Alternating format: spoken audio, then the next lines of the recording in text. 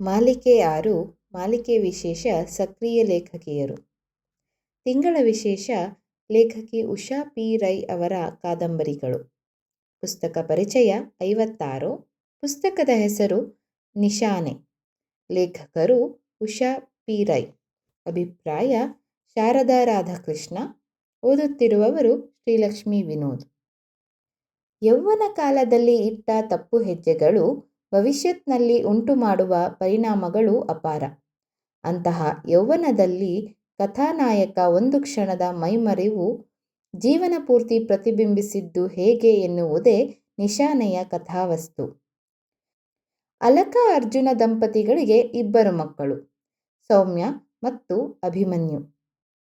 ಇವರ ಪುಟ್ಟ ಸಂಸಾರದಲ್ಲಿ ಹೊರನೋಟಕ್ಕೆ ನೆಮ್ಮದಿ, ಸಂತೋಷ ಇತ್ತಾದರೂ ಒಳಗೊಳಗೆ ಒಂದು ಕೊರತೆಯಂತೂ ಇದ್ದಿದ್ದು ಸತ್ಯ. ಅರ್ಜುನ ಅಲಕಾಳನ್ನು ಹೆತ್ತವರ ಒತ್ತಾಯಕ್ಕೆ ಮದುವೆಯಾಗಿದ್ದರೂ ಅಲಕ ತನ್ನ ನಿಷ್ಕಲ್ಮಶ ಪ್ರೀತಿ, ಸಹನೆ, ಶಾಂತ ಗುಣದಿಂದ ಗಂಡನಮನ ಗೆದ್ದಿದ್ದಳು. ಅವನೂ ಕೂಡ ಹೆಂಡತಿಯನ್ನು ಪ್ರೀತಿಸುತ್ತಿದ್ದ ನಿಜ. ಆದರೆ ಮನದ ಮೂಲೆಯಲ್ಲಿ ತೆರನಾದ ಅಪರಾಧಿ ಭಾವ. ಅರ್ಜುನ ತೀರ ಗಂಭೀರ ಸ್ವಭಾವದವನು. ಅವನೊಳಗೆ ನೋವಿನ ಎಳೆ ಇರುವುದನ್ನು ಗುರುತಿಸಿದ್ದಳು ಅಲಕ. ಆದರೆ ಕೆದಕಿ ಕೇಳುವ ಮನಸ್ಸು ಮಾಡಿರಲಿಲ್ಲ. ಅಲಕಾಳ ಬಹು ವರ್ಷಗಳ ಆಸೆ ಕಾಶ್ಮೀರಕ್ಕೆ ಪ್ರವಾಸ ಹೋಗಬೇಕೆನ್ನುವುದು. ಮಕ್ಕಳು ಕೂಡ ಆಸೆ ಪಟ್ಟ ಕಾರಣ ಕಾಶ್ಮೀರ ನೋಡಲು ಕುಟುಂಬ ಉತ್ಸಾಹದಿಂದಲೇ ಹೊರಟಿತು. ಉಬ್ಬಸದ ಸಮಸ್ಯೆ ಇದ್ದ ಅಲಕಾಳಿಗೆ ಸ್ವಲ್ಪ ಹವೆ ಬದಲಾದರೂ ಉಸಿರಾಟ ತೊಂದರೆ ಕಾಣಿಸಿಕೊಳ್ಳುತ್ತಿತ್ತು. ವಿಮಾನ ಪ್ರಯಾಣ, ದೆಲ್ಲಿಯ ಅಧಿಕ ತಾಪ, ಕಾಶ್ಮೀರದಲ್ಲಿ ಮಳೆಯ ಜೊತೆ ತೀವ್ರ ಚಳಿ ಎನಿಸಿದಂತೆ ಅಲಕಾಳ ಆರೋಗ್ಯ ಹದಗೆಡುತ್ತದೆ. ಅವಳು ಕೊಂಡೊಯ್ದಿದ್ದ ಔಷಧಿಗಳು ಅಷ್ಟು ಪರಿಣಾಮ ಬೀರದೆ ಮಧ್ಯರಾತ್ರಿ ಉಸಿರಾಟ ಸಮಸ್ಯೆ ಎದುರಾಗುತ್ತದೆ. ವೈದ್ಯರ ಅವಶ್ಯಕತೆ ಬೇಕಾಗುತ್ತದೆ. ಸರಿರಾತ್ರಿ ಕಾಣದ ಊರಿನಲ್ಲಿ ಅರ್ಜುನನ ಜಂಘಾಬಲವೇ ಉಡುಗಿ ಹೋಗುತ್ತದೆ. ಆ ಸಮಯದಲ್ಲಿ ನೆರವಿಗೆ ಬಂದವರು ಅವರು ಉಳಿದುಕೊಂಡಿದ್ದ ಲಾಡ್ಜ್ನ ಮಾಲೀಕರ ಹೆಂಡತಿ. ಹತ್ತಿರದಲ್ಲೇ ಇದ್ದ ನರ್ಸಿಂಗ್ ಹೋಮಿನ ವೈದ್ಯರ ಬಳಿ ಅರ್ಜುನನನ್ನು ಕರೆದೊಯ್ಯುತ್ತಾಳೆ. ಅಲಕ ಇದ್ದಲ್ಲಿಗೆ ಬಂದು ಚಿಕಿತ್ಸೆ ನೀಡುವಂತೆ ವೈದ್ಯರ ಮನವೊಲಿಸುತ್ತಾಳೆ. ಅರ್ಜುನನಿಗೆ ಅಲ್ಲಿ ಆಕಸ್ಮಿಕವೊಂದು ಎದುರಾಗುತ್ತದೆ. ಅಲ್ಲಿನ ದಾದಿಯನ್ನು ನೋಡಿ ಬೆಚ್ಚಿ ಬೀಳುತ್ತಾನೆ. ಅವಳೂ ಕೂಡ ಇವನನ್ನು ನೋಡಿ ಆಘಾತಕ್ಕೊಳಗಾಗುತ್ತಾಳೆ. ಅವಳೇ ಸುರಭಿ. ಅಲಕಾಳ ಪರಿಸ್ಥಿತಿ ಗಂಭೀರವಾಗಿದ್ದ ಕಾರಣ ಸುಧಾರಿಸಿಕೊಂಡ ಅರ್ಜುನ ವೈದ್ಯರ ಜೊತೆ ಲಾಡ್ಜಿಗೆ ಬರುತ್ತಾನೆ. ಸಕಾಲದಲ್ಲಿ ಚಿಕಿತ್ಸೆ ದೊರೆತ ಕಾರಣ ಅಲಕ ಚೇತರಿಸಿಕೊಳ್ಳುತ್ತಾಳೆ. ಆದರೆ ಅರ್ಜುನನ ಮನಸ್ಸಿನಲ್ಲಿ ಕೋಲಾಹಲ ಉಂಟಾಗುತ್ತದೆ. ಅಷ್ಟಕ್ಕೂ ಯಾರು ಈ ಸುರಭಿ? ಒಂದು ಕಥೆಯೇ ತೆರೆದುಕೊಳ್ಳುತ್ತದೆ. ಅಲಕಾಳನ್ನು ಮದುವೆಯಾಗುವುದಕ್ಕೂ ಮೊದಲೇ ಅರ್ಜುನ ಮತ್ತು ಸುರಭಿ ಪರಸ್ಪರ ಪ್ರೀತಿಸುತ್ತಿರುತ್ತಾರೆ. ಮದುವೆಯಾಗಲು ತೀರ್ಮಾನಿಸಿರುತ್ತಾರೆ. ಅಷ್ಟರಲ್ಲೇ ಅರ್ಜುನ ಕೆಲಸದ ನಿಮಿತ್ತ ತುರ್ತಾಗಿ 1 ತಿಂಗಳ ಮಟ್ಟಿಗೆ ಜರ್ಮನಿಗೆ ಹೊರಡಬೇಕಾಗುತ್ತದೆ. ಇಬ್ಬರ ದುಡುಕಿನ ಪರಿಣಾಮ ಸುರಭಿ ಗರ್ಭಿಣಿಯಾಗಿರುತ್ತಾಳೆ.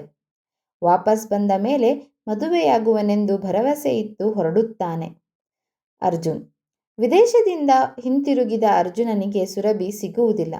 ಬಹಳಷ್ಟು ಹುಡುಕುತ್ತಾನೆ, ಹುಡುಕಿಸುತ್ತಾನೆ. ಅರ್ಜುನ ಊರಿನಲ್ಲಿ ಇಲ್ಲದ ಸಮಯದಲ್ಲಿ ಸುರಭಿ ಊರು ಬಿಟ್ಟು ಹೋಗುವ ಕಾರಣವೇನಿತ್ತು? ಕೇವಲ 1 ತಿಂಗಳು ಅರ್ಜುನನಿಗೆ ಕಾಯಬಹುದಿತ್ತಲ್ಲ. ಪ್ರಶ್ನೆ ಕಾಡಿದರೆ ಉತ್ತರ ತಿಳಿಯಲು ಪುಸ್ತಕ ಓದಬೇಕು. ಅರ್ಜುನ ಆಸ್ಪತ್ರೆಯಲ್ಲಿ ಸುರಭಿಯನ್ನು ಭೇಟಿಯಾಗಿ ಅವಳ ವಿಚಾರವನ್ನು ತಿಳಿದುಕೊಳ್ಳುತ್ತಾನೆ. ಅರ್ಜುನ ವಿದೇಶಕ್ಕೆ ತೆರಳಿದ ಬೆನ್ನಲ್ಲೇ ಸುರಭಿ ಗರ್ಭದಲ್ಲಿ ಮಗುವನ್ನು ಹೊತ್ತು ಕಾಶ್ಮೀರಕ್ಕೆ ಬರುತ್ತಾಳೆ. ಯಾರದೋ ಆಶ್ರಯದಲ್ಲಿ ಹೆಣ್ಣು ಮಗುವಿಗೆ ಜನ್ಮ ನೀಡುತ್ತಾಳೆ.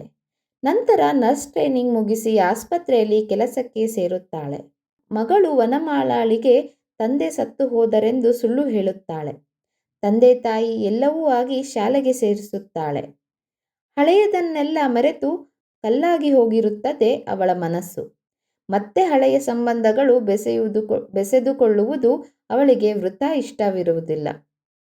ಕಾಯಕವೇ ದೇವರು, ಮಗಳೇ ಬದುಕಿನ ಸರ್ವಸ್ವ ಎಂದುಕೊಂಡಿರುತ್ತಾಳೆ.